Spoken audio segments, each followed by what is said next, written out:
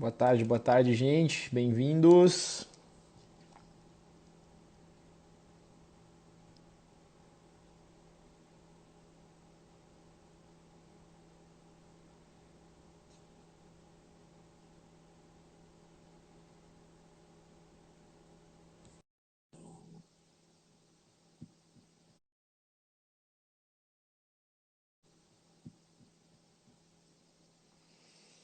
Estão me ouvindo aí, gente? O som tá ok? E Grande, aí, Kleber. Tudo bem? Boa tarde.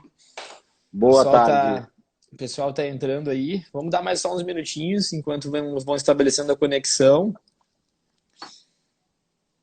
Já estamos aí com quase 20 pessoas na sala.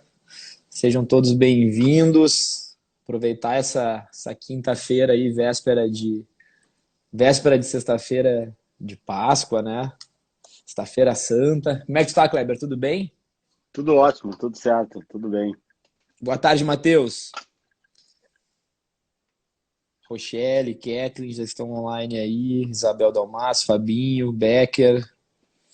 Ó, a Karine Reginato de Santa Cruz do Sul. Como é que tu tá, Karine? Bom te ver, guria. Bom te ver online. Espero que as coisas estejam boas aí em Lajeado, Estrela.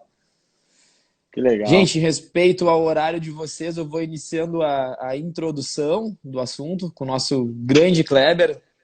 Para quem não conhece o Kleber aí, Kleber, me permite fazer a tua apresentação. Nossa, que Kleber honra. é Kleber é nosso franqueado da agência Borges de Medeiros, aqui em Porto Alegre. Um dos pioneiros e hoje grande referência em posicionamento estratégico em redes sociais. E eu gosto de frisar muito quando eu comento sobre o Kleber, que é um posicionamento com resultado, né? Não é aquele posicionamento de ter um monte de seguidores e fazer um monte de publicação. Eu tive nos últimos 2 anos aí o privilégio de estar no dia a dia do Kleber, então eu posso afirmar para vocês que sim, o Kleber se posiciona muito bem nas redes sociais, mas ele também vende muito, né? Eu gosto de ter como exemplo e ter como fundamento para apresentar as coisas para pessoas que têm resultado também. Então, por esse motivo, hoje o Kleber está aí conosco e vai nos contar um pouco aí da história dele, de como ele iniciou esse processo de posicionamento nas redes sociais e deixar algumas dicas valiosas aí. Então, vamos aproveitar o tempo desse cara. E é isso, Kleber. Bem-vindo, muito obrigado por abrir tua agenda para nós aí. E fica à vontade aí para dar a tua boa tarde, enfim. Legal. Obrigado, Mário, pela oportunidade e parabéns aí pela iniciativa, ainda mais trazendo isso para dentro do nosso ecossistema, né, que é a rede auxiliadora, muito capilarizada mas também muitas vezes pouco difundida entre essas ações que individualmente cada um vai fazendo no seu território, né? Eu sou um corretor de imóveis aí de profissão mesmo, desde os 19 anos eu atuo no mercado aí praticamente.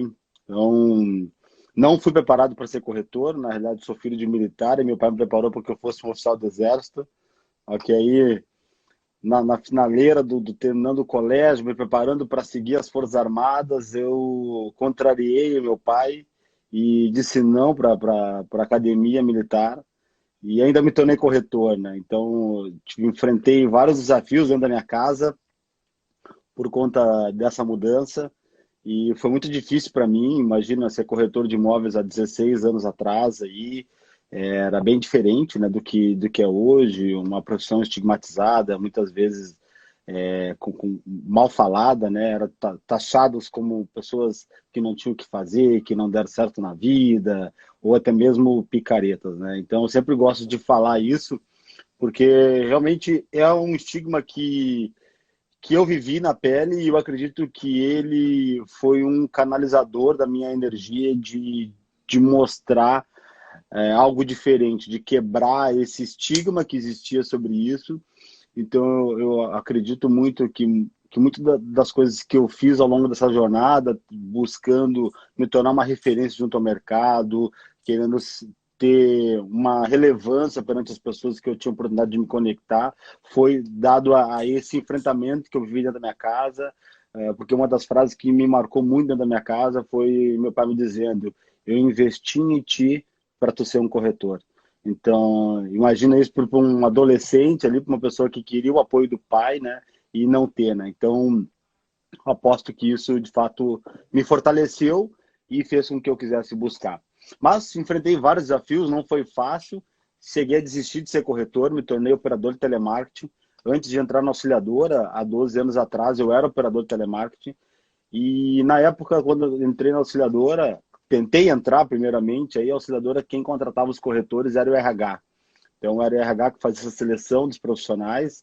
E aí eu também gosto de falar sobre isso, porque eu tentei 3 vezes entrar na auxiliadora, passei por alguns gestores, algumas dinâmicas, até mesmo lá na Petrópolis, e não tive a oportunidade de entrar. Até que eu tomei uma decisão de ligar para a empresa, e alguma coisa me movimentava a querer trabalhar lá, e eu pedi para falar com o diretor de vendas. Hoje, no nosso caso, seria o Matheus, ele que atenderia a minha ligação, se fosse hoje, né?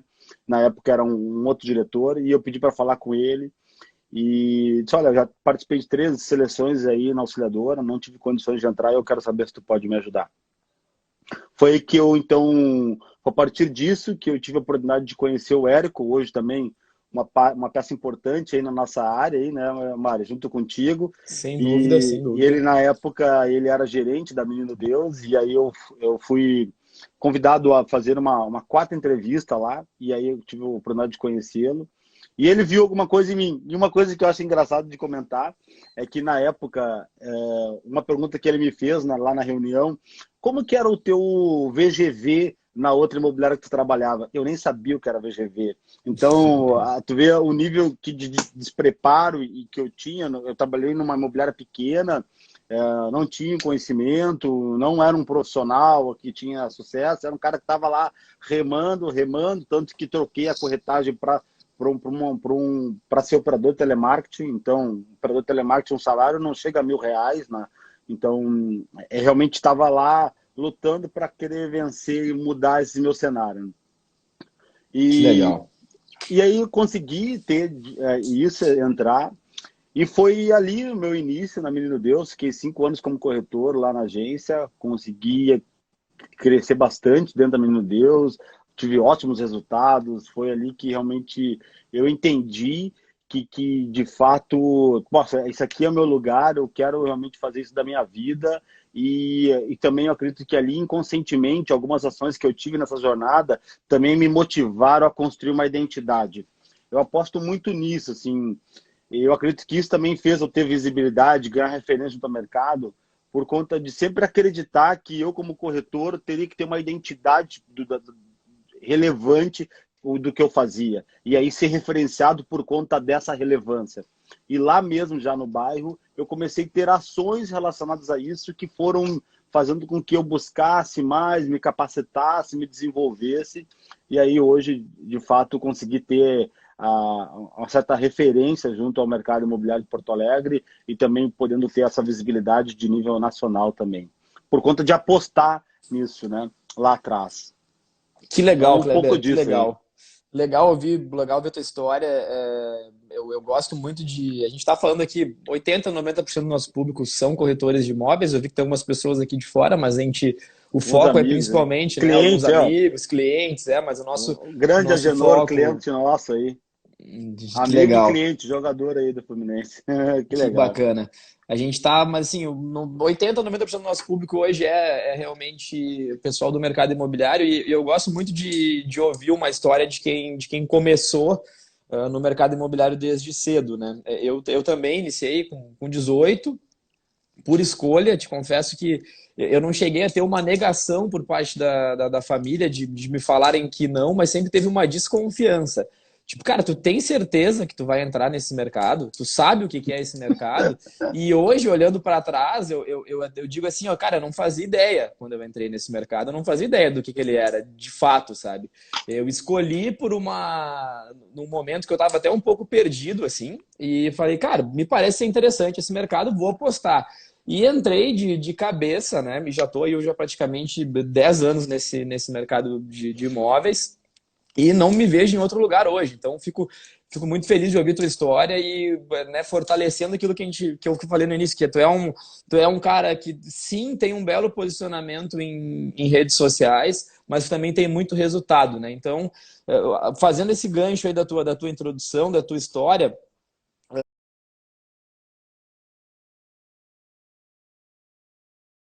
a gente tem. A gente vê aí, eu acompanho o teu Instagram, né? Eu vejo todas as publicações que tu faz, acompanhamento de posicionamento. E para contar um pouco do início dessa história aí, fala para nós, cara, como é que foi o teu, como é que teve esse estalo, né? O Instagram hoje, ele é uma ferramenta fortíssima. Nesse momento de quarentena, ele está mais forte ainda, porque as pessoas estão conseguindo se comunicar muito através de live, através de stories, através de IGTV. Mas eu sei que quando tu começou, e eu lembro, inclusive na época eu nem te conhecia e já via o teu Instagram, que tu começou numa época que isso ainda não era muito forte, há 3, 4 anos atrás, né? Quando o Instagram ainda estava engatinhando. Como é que tu teve esse estalo, como é que tu teve esse insight para iniciar esse posicionamento? Conta um pouquinho para nós o início dessa história aí. Que legal, Mário. Como mencionei antes, eu sempre acreditei e que, de fato, eu tinha que referenciar meu nome a algo, assim, eu tinha que ser referenciado pelo aquilo que eu fazia.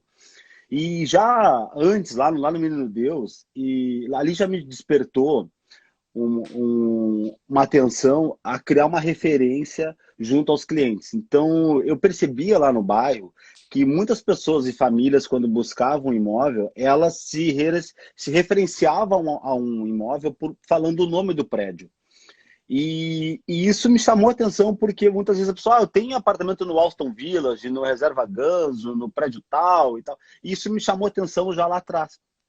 E eu passei a estudar os prédios por nome para decorar os nomes dos prédios, porque eu acreditava que, antes mesmo da internet, né, que eu poderia ser lembrado pelas pessoas por conta dessa referência, de saber o nome dos prédios. Então, como seria a forma de eu me conectar com aquele casal, com aquela família, e ser lembrado, tendo em vista mesmo da capilaridade que a nossa rede tem, como que eu marco essa pessoa para amanhã ela voltar no site da Auxiliadora, mas me procurar novamente e não procurar um outro colega. Então eu tinha isso comigo, de criar essa marca nessa pessoa para poder ser lembrado. Uma espécie de fidelização também, né? Da pessoa lembrar de Fidelização ti. Uhum. por conta de uma forma de abordagem, uma forma de falar, entendeu? Uma postura na minha comunicação. Então eu sempre tive isso comigo, assim, de alguma forma criar essa referência.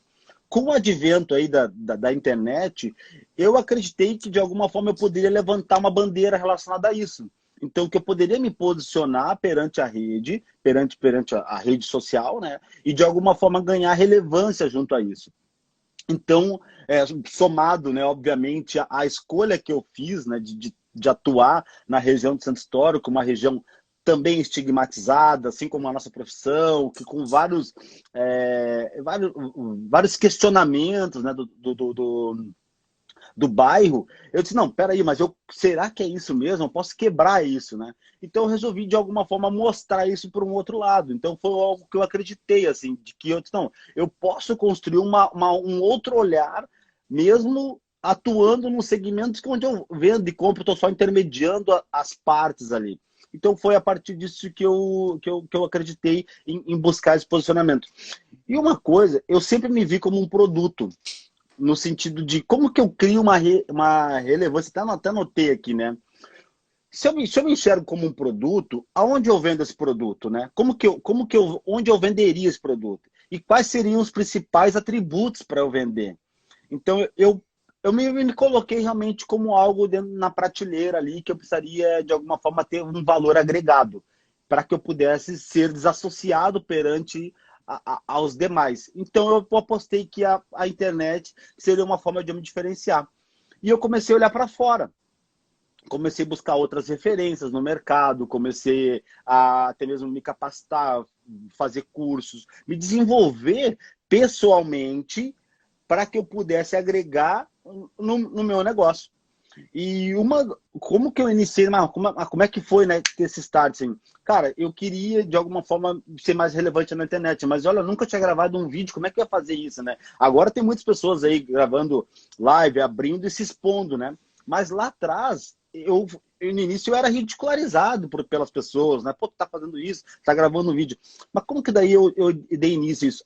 Ao meu círculo. As pessoas da loja, ao nosso grupo do WhatsApp ali, da própria agência, eu comecei a gravar áudio contando a história das vendas. Se tem colegas nossos aí acompanhando, eles vão lembrar disso. Eu ficava contando história, então eu botava uma música no fundo, ia para dentro do carro e começava e deixava a música de fundo ali, e gravava um áudio contando a história, que o colega atendeu o cliente, que daí foi, voltou, fez a proposta, não sei o quê, e pum, disparava esse áudio. E isso eu melhorando a minha comunicação, percebendo meus vícios de linguagem, percebendo a forma como eu posicionava a minha própria comunicação da fala, e eu fui ganhando consciência disso. Aí eu fui fazer um curso de teatro, aí depois eu passei a edição, agora eu vou gravar vídeo. E eu fiquei mais de ano no grupo da loja, gravando vídeo de todas as vendas que a gente fazia. Então, às vezes, acontecia 2, 3 vendas no dia, eu tinha que gravar 2, 3 vídeos ali. O pessoal, no momento, eu percebi que criou um Esse ranço vídeo dentro do grupo, né? tu gravava contando a história da venda, é isso? Da venda, a história da Que venda. Então, legal. e era aquele vídeo sem edição. Então, tipo, era dar o play ali e tinha que contar a história toda e depois dar o stop e mandar o vídeo no grupo do WhatsApp. E outra, né? O Instagram hoje tu consegue mandar um vídeo maior, mas no passado o vídeo tinha que ter 1 minuto e 10, senão tu tinha que cortar o vídeo. E como eu não tinha como editar, eu tinha que conseguir contar a história dentro desse tempo. Então, isso foi me treinando. Então, eu errei muito. Isso foi me ajudando a ganhar, a me empoderar em relação a isso, né? A ponto de chegar o momento eu disse, não, agora eu vou fazer na internet, eu vou me expor, eu vou colocar. Então, Então, porque eu teve queria... tu teve um processo antes da entrada do Instagram, isso é bem importante, bem relevante. Tu teve um Muito. processo todo de aprendizado, de gravação de vídeos, até mesmo de entendendo né, a tua real, as tuas dificuldades e desenvolvendo a habilidade de falar, de se comunicar através de vídeo para depois Sim. entrar. Isso é muito legal, cara, muito legal. Muito, cara, fiz muito isso. Durante um tempo eu me cobrei, assim, mais de ano. O pessoal da nossa agência sabe disso. Eu fazia todo dia, cara, assumir esse compromisso comigo, mas porque eu acreditava que isso poderia me elevar, entendeu? Então, quando eu fui para a internet, que resolvi me posicionar, eu já tinha uma certa vantagem, porque a minha comunicação já tinha evoluído, entendeu? Eu já tinha ganhado noção do que eu tinha que mudar, como que eu tinha que me comunicar, como que eu tinha que falar perante a uma câmera ali. Isso me possibilitou bastante. Não é à toa que, tipo, pro próprio canal do Viva Corretor, do Grupo Zap, eu gravei 2 vídeos lá pro canal Viva Corretor por ser convidado. E aí depois, aumentando essa consistência de publicações, até mesmo de posicionamento, essa bandeira que eu levantei, também fui recebendo outros convites de participar de eventos. E até mesmo como o ano passado, que foi a consagração aí, que foi palestrar no Conecta Imob, né? Então, por conta disso, por ter lá atrás assumido esse compromisso assim de, cara, eu vou encontrar maneira de me posicionar, de falar, de me comunicar e fui aumentando aí. Que legal. Obviamente com... Fica a dica, então, para quem está afim de começar a fazer Instagram. O Kleber deixou uma baita de uma dica e eu, particularmente, não tinha pensado nisso. Cara, exercitem com a família de vocês, exercitem com os Sim, amigos, grava vídeo, porque o vídeo realmente a gente enxerga só depois de pronto, né, Kleber? Quando tu faz uhum. lá, mas a gente sabe que às vezes tem que gravar mais de uma vez, tem que tentar Nossa, de novo. Se tu errar no meio, tu tem que falar de novo e assim vai indo, nossa. né? Então, tá aí uma baita de uma dica, ó. Já ficou a primeira dica de ouro do Kleber aí. Começa a gravar para a família, para os conhecidos, para os amigos, que isso vai, além de quebrando, né, a vergonha, também vai te dando habilidade de comunicação. É. Deixa E eu responder uma humaniza, né? pergunta. Vai Tem uma lá. pergunta, gente, podem perguntar.